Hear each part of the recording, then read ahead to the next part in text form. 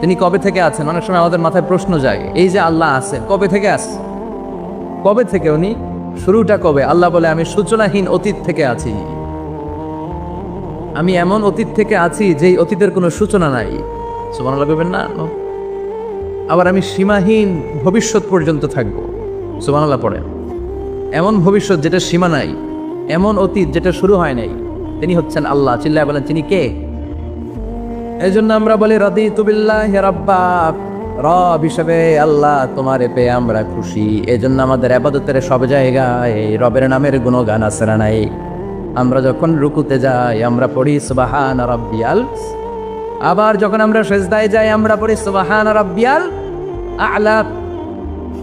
রুকুতে গেলে সুবহান রাব্বিয়াল আযীম, আবার যখন সিজদায় যাই তখন আমরা পড়ি সুবহান রাব্বিয়াল আ'লা। আবার কবরের জীবন যখন আমরা শুরু করে দিব, কবরের প্রথম প্রশ্ন হবে, তোমার রবের নাম কি?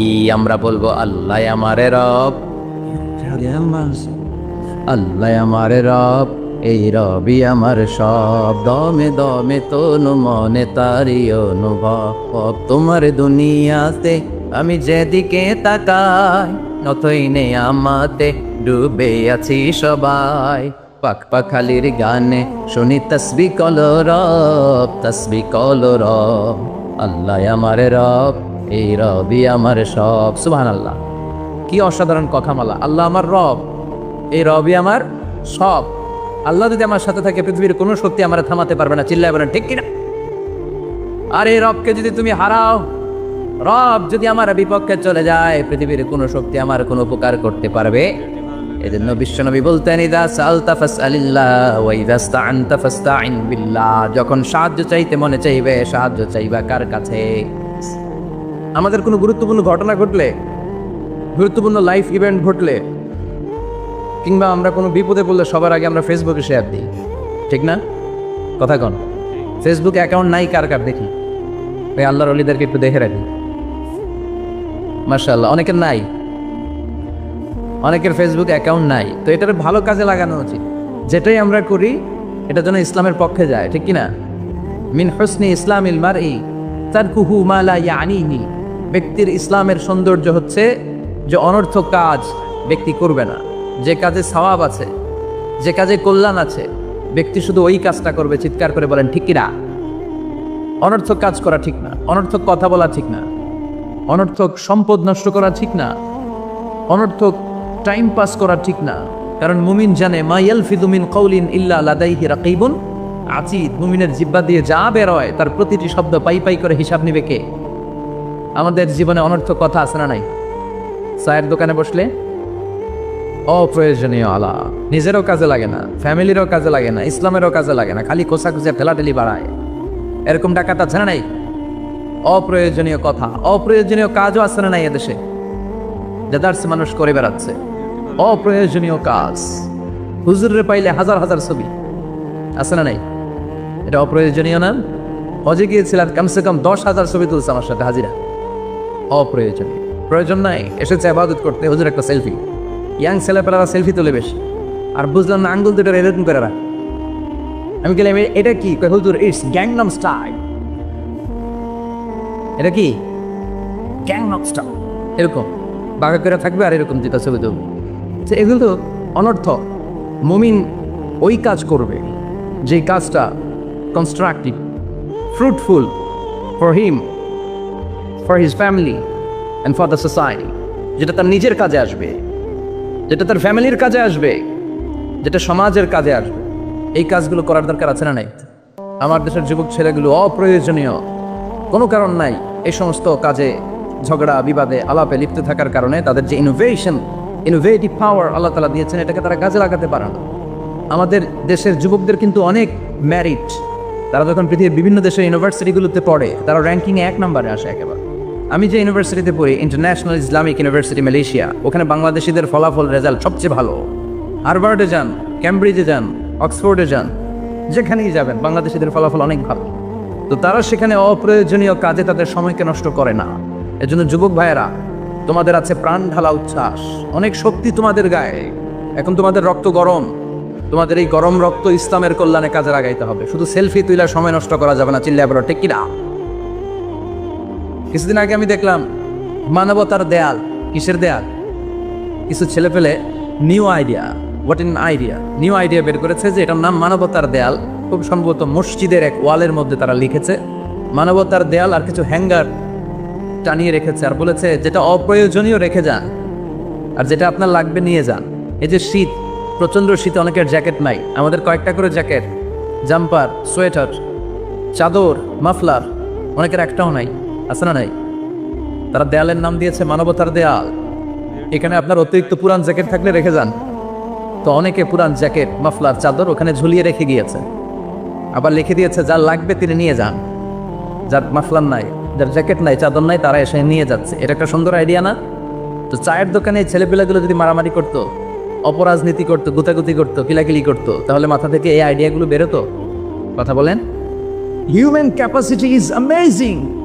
কি পরিমাণে আল্লাহ তাআলা যে আমাদেরকে ক্যাপাসিটি দিয়েছে, আমাদেরকে যে কত প্রিভিলেজ আল্লাহ তাআলা আমাদেরকে দিয়েছে আমরা জানিই না। আমরা আমাদের দেহে কত শক্তি, সম্ভাবনা নিয়ে যে ঘুরে বেড়াই, আমরা অনুধাবন করি না। এজন্য সময়গুলোর কাজে লাগাও।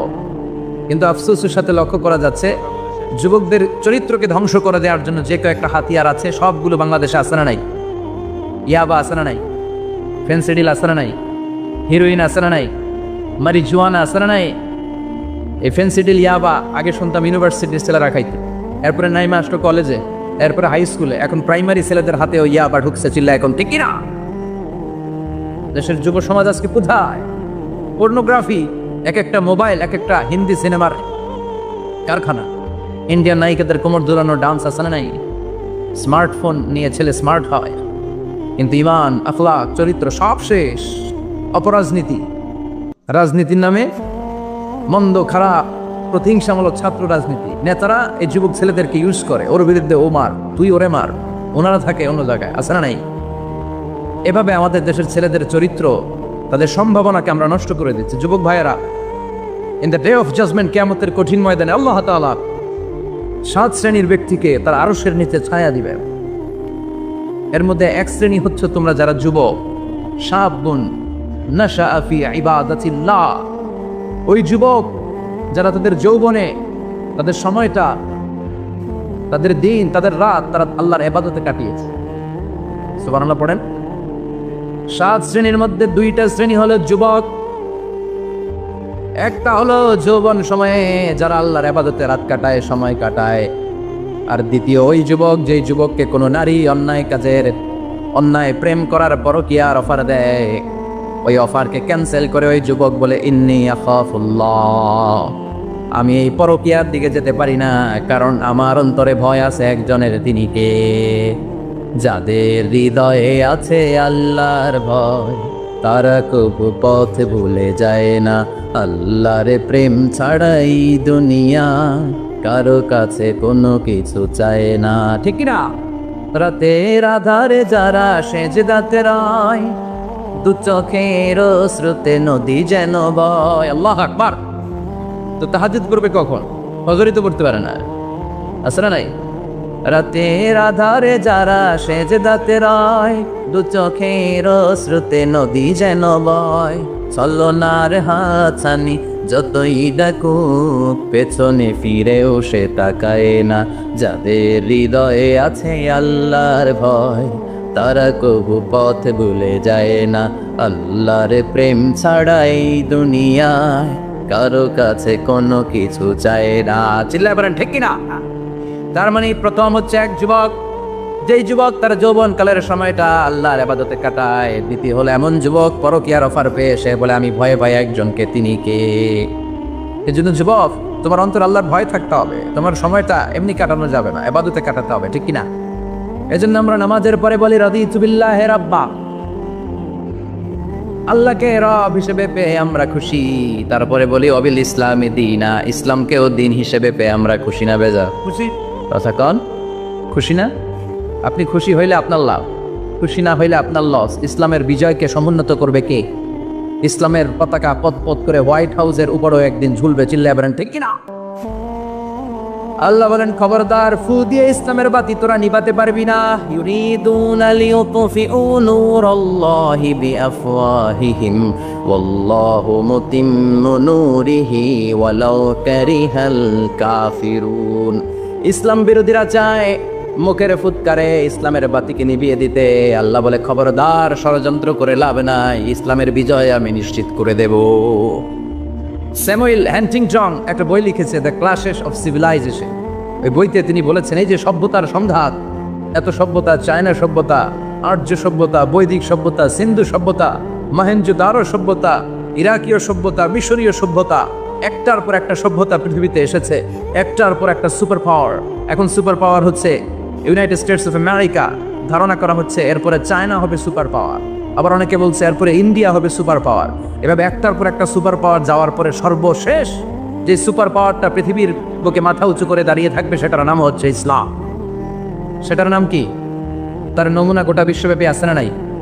ইসলামকে যত দমাইতে চায় এটা আরো উপরের দিকে ওঠে। সুবহানাল্লাহ কইবেন না? ইসলামের বৈশিষ্ট্য হচ্ছে চারা বীজের মতো। চারা বীজ তো আপনারা চিনবেন, ইনশালের মানুষ। বীজ, ইসলাম হচ্ছে বীজের মতো। ইসলামের শত্রুরা ইসলামকে মাটিতে গেড়ে দিতে চায়, কিন্তু ইসলাম হচ্ছে বীজের মতো, চারা বীজ। চারা বীজ মাটিতে গেড়ে দিলে কি হয়? কথা কন। আরো গজিয়ে ওঠে, মাটি ফেড়ে উপরের দিকে উঠে চিৎকার করে বলেন ঠিক না? ইসলাম হচ্ছে টিউবের মতো। টিউব, পুকুরে যারা নতুন সাঁতার কাটতে যায়, ডুবে যাতে মারা না যায়, টিউব নিয়ে সাগরের মধ্যে নামে। এই টিউবকে যত আপনি পানির নিচে ডুবাতে চাইবেন, টিউব আর উপরের দিকে ভেসে ভেসে উঠে। সুবহানাল্লাহ পড়ে। ইসলামকে তো ওরা চিনে নাই। ইসলাম হচ্ছে চারা বীজের মতো। ইসলাম হচ্ছে টায়ারের টিউবের মতো। এটার যতই নিচের দিকে নামাইতে যায়, এটার বৈশিষ্ট্য হচ্ছে এটার ধাক্কা মারলে এটার উপরের দিকে ওঠে। সুবহানাল্লাহ কবের না? গোটা বিশ্বব্যাপী আজকে ইসলামের গণজোয়ার, হাজার হাজার লোক কালিমা পড়ে মুসলমান হচ্ছে। গত কিছুদিন আগে আফ্রিকাতে এক লোক এক গ্রামের কয়েক হাজার মানুষকে এক ময়দানে দাঁড় করিয়ে একসাথে শাহাদাতের বাণী পাঠ করিয়ে মুসলমান বানায় ফেলছে। এই আফ্রিকার বুকে এতদিন আমেরিকার কাজ ছিল, এটার বলে Tansir, Christian missionary. Lakh lakh dollar দিয়ে আফ্রিকার দেশগুলোর মধ্যে গরিব গরিব মুসলমানগুলোর তারা নাসারা বানাতো। এই বিষয়টা যখন মুসলিম স্কলারদের নজরে এলো, এখন গোটা বিশ্বের সব মুসলিম স্কলাররা আফ্রিকায় যে ইসলামের দাওয়াতকে প্রচার করে দিচ্ছে। গ্রামকে গ্রাম খ্রিস্টান সম্প্রদায় লা ইলাহা ইল্লাল্লাহ মুহাম্মাদুর। ঝিনুকের ভেতর লুকিয়ে থাকে যেমন মতি, ঝিনুকের ভেতর লুকিয়ে থাকে যেমন মতি, কলমা শাহাদাতে আছে আল্লাহর জ্যোতি, কলমা শাহাদাতে আছে আল্লাহর জ্যোতি। পড়েন সবাই। ঝিনুকের ভেতর লুকিয়ে থাকে যেমন মতি, ঝিনুকের ভেতর লুকিয়ে থাকে যেমন মতি, কলমা শাহাদাতে আছে আল্লাহর জ্যোতি, কলমা শাহাদাতে আছে আল্লাহর জ্যোতি। ঠিক কিনা? এই জ্যোতি যদি একবার কারো হৃদয়ের মধ্যে স্থান করে নেয়, এই নুরানি আলোর ছোটা যদি কারো হৃদয়ের মধ্যে জায়গা দখল করে নেয়, পৃথিবীর কোনো মতদর্শ তার অন্তরের মধ্যে আর থাকতে পারে? গ্রামকে গ্রাম আফ্রিকাতে এখন কালিমা পড়ে পড়ে মানুষ মুসলমান হয়ে যাচ্ছে। সুবহানাল্লাহ বলে। একদিন আমেরিকার হোয়াইট হাউসের উপরেও কালিমার লা ইলাহা ইল্লাল্লাহর পতাকা পতপত করে উড়বে। চিল্লায় বলেন ঠিক। এজন্য আমরা বলি ওয়াবিল ইসলামি দীনা, ইসলামকে ধর্ম হিসেবে পেয়ে আমরা খুশি না বেজার। ইউরোপ, আমেরিকাতে মসজিদের সংখ্যা বাড়ছে, দাওয়াতি কাজের সংখ্যা বাড়ছে। এমনকি হার্ভার্ড ইউনিভার্সিটিতে, অক্সফোর্ডে, ক্যামব্রিজের ভেতরে, MIT, Massachusetts institute of technology, সায়েন্সে যারা পড়ে এদের স্বপ্ন MITর ভিতরে ইসলাম ঢুকে গেছে। এজন্য ইসলামের আলোকে কেউ নিভিয়ে দিতে পারবে? ইসলামের গতিকে কেউ থামিয়ে দিতে পারবে? এটা অসম্ভব। এজন্য ইসলামের বিজয় সুনিশ্চিত। আমরা যারা লেগে থাকতে পারবো, আমাদের কপালকে উজালা করে দিবে কে? আর বিরোধিতা যারা করবো তাদের সব শেষ, দুনিয়াও শেষ, আখিরাতও আমও শেষ। সালাও। এজন্য আমরা বলি রাদিতু বিল্লাহি রাব্বা, আল্লাহ তোমার রব হিসেবে পেয়ে আমরা বড্ড খুশি। ওয়াবিল ইসলামি দীনা, ইসলামকে ধর্ম হিসেবে পেয়ে আমরা খুশি। ওয়াবি মুহাম্মাদিন রাসূলা, বিশ্ব নবীকে রাসূল হিসেবে পেয়েও আমরা খুশি না বেজা। এমন রাসূল, গোটা বিশ্বের শ্রেষ্ঠতম রাসূল, শ্রেষ্ঠতম ব্যক্তিত্ব, যার কাছ থেকে পজিটিভ কোনো জিনিস ছাড়া নেগেটিভ কোনো জিনিস প্রকাশিত হয় নাই। সব ইতিবাচক। Always come back positive, not go back negative. সবসময় পজিটিভ বলতেন, পজিটিভ ভাবতেন, পজিটিভ কাজ করতেন। কোনো নেগেটিভ নেতিবাচক কোনো কিছু বিশ্বনবীর জীবনে খুঁজে পাওয়া যায়? চিল্লায় বলেন, খুঁজে পাওয়া যায়? As a father, as a husband, as a commander, as a lawyer, as a reformer of the society, Muhammad is the superman of the world. গোটা বিশ্ব এখন তাকে সুপারম্যান ভাবতেছে, বস অফ দ্য অল বসেস। পৃথিবীতে যত বস এসেছে সব বসের সবচেয়ে বড় বস হচ্ছে বিশ্বনবী মুহাম্মদ সাল্লাল্লাহু। এজন্য আমরা বলি আবি মুহাম্মাদিন রাসূলা। আল্লাহকে রব হিসেবে পেয়ে আমরা যেমন খুশি, ইসলামকে ধর্ম হিসেবে পেয়ে তেমন খুশি, বিশ্বনবীকেও রাসূল হিসেবে পেয়ে খুশি না বেজা? কথা কম। এই বিশ্বনবীর ভালোবাসা যদি অন্তরে না থাকে জান্নাতে ঢোকা যাবে নাকি? আল্লাহর ভালোবাসা, বিশ্বনবীর ভালোবাসা অন্তরে থাকার দরকার আছে না নাই? আল্লাহকে যে পাইতে চায় হযরতকে ভালোবেসে, আরশ কুরসি লৌহ কালাম না চাইতে পেয়েছে সে। হযরতকে ভালোবেসে, আরশ কুরসি লৌহ কালাম না চাইতে পেয়েছে সে। চিল্লায় বলেন ঠিক কি না? নবীর ভালোবাসা অন্তরে থাকতে হবে। তাহলে তিনটা জিনিসের ঘোষণা আমরা দেই নামাজের পর। আল্লাহকে রব হিসেবে পেয়ে আমরা খুশি, ইসলামকে ধর্ম হিসেবে পেয়ে খুশি, বিশ্বনবীকে রাসূল হিসেবে পেয়ে খুশি, আবার এই কিতাবটারে সংবিধান হিসেবে পেয়ে আমরা খুশি না বেজা? এটার আলোকে আমাদের সমাজ প্রতিষ্ঠিত হোক, মদিনার সমাজ হোক, সোনালী সমাজ হোক, আলোকিত সমাজ হোক, আমরা চাই কি চাই না? এই কোরআনের আইন দিয়ে আমার দেশ চলুক, আমরা চাই কি চাই না? এই কোরআনে ধর্ষকদের বিচার আছে না নাই? অবিবাহিত ধর্ষক হলে 80 ব্যান, 100 ব্যান, আর যদি বিবাহিত ধর্ষক হয় ডেথ পেনাল্টি। সৌদিতে করে হেড অফ, মাথাটাকে নুইয়ে তলোয়ার দিয়ে এক কোপ মেরে গর্দানটা আলাদা করে দেয়, ঠিক কিনা? অনেক দেশে ডেথ পেনাল্টি করে হ্যাঙ্গিং এর মাধ্যমে, ফাঁসির মাধ্যমে। ধর্ষণের বিচার বাংলাদেশে সহজে পাওয়া যায় না, কিন্তু কোরআন দিয়ে বিচার করলে ওই বিচার আছে না নাই? নোয়াখালীর এক বোনকে দর্শন করা হয়েছে, ওটা বাংলার জামিনে নিউজটা আছে না নাই? কোরআনের বিচার থাকলে আলটিমেটাম হতো 24 ঘন্টা, 24 আওয়ার্স। 24 আওয়ার্সের মধ্যে ধর্ষককে ডেকে এনে বাইতুল মোকাররমের স্কয়ারের সামনে লক্ষ মানুষের চোখের সামনে ফাঁসির রশিতে ঝুলিয়ে দেওয়া হতো। বড় বড় চোরগুলোর হাত কেটে দেওয়া হতো। কলা চোর, ডিম চোর, মুরগি চোর না, বড় বড় সাইজের চুরি যারা করে 1000 কোটি টাকা মেরে দেয়, দেশের 12টা বাজিয়ে দেয়, দেশের 10-এর সর্বনাশ করে, সিমেন্ট খাইয়া, টিন খাইয়া, রড খাইয়া সব হজম করে। ব্রিজ ভেঙে গেলে ব্রিজের ভেতরে পাওয়া যায় বাঁশ, তার মানে রড গেছে কই? হ্যাঁ, পেটে। এগুলোর এক একটার পেটে 10টা করে পাকস তুলে দিছে আল্লাহ। 10টা স্টোমাক না থাকলে রড হজম হয়? কথা কয় না? এগুলোর বিচার হওয়ার দরকার আছে না নাই? কোরআনের রাজ যদি কায়েম হয়, এই সবগুলো বড় বড় চোরের বিচার হবে, লাইভ ব্রডকাস্টিং হবে টিভিতে, আমরা সবাই দেখবো কেমন করে তাদের হাত কাটা হয়। ওই সমাজ আমাদের দেশে চালু হোক, আমরা চাই কি চাই না? তাহলে সোজা সবটা হিসাব, এই 4টা জিনিসের বিরুদ্ধে কেউ অবস্থান নিলে তাদের বিরুদ্ধে আমাদের অবস্থান জোরে কোন ঠিক কিনা? আর এই 4টা জিনিসের পক্ষে যারা কথা বলবে তাদের জন্য আমাদের অন্তরে দোয়া আছে না নাই? এক হচ্ছে আমার রব, 2 হলো আমার ইসলাম, 3 হলো আমার পেয়ারা নবী, 4 হলো আমাদের আল্লাহর দেয়া সংবিধান কোরআন। এই 4টা জিনিসের বিরুদ্ধে কথা বললে খবর আছে না নাই? এই 4টা জিনিসের বিরুদ্ধে কথা বলা হবে মুসলমানদের দেশে। এই 4টা জিনিসকে কটূক্তি করা হবে, অপমান করা হবে, আর এর বিরুদ্ধে প্রতিবাদ আসবে না। মুমিন চুপ করে বসে থাকবে, সেটা মুমিন নয়, সেটা মুনাফিক। চিল্লায় বলেন ঠিক কিনা?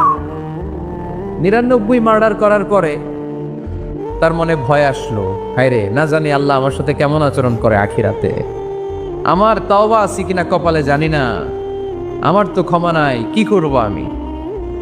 তো সে লোকজনদেরকে জিজ্ঞেস করলো আমার ক্ষমা আছে কিনা, এটা কে বলতে পারবে? আমাকে আল্লাহ মাফ করবে কিনা?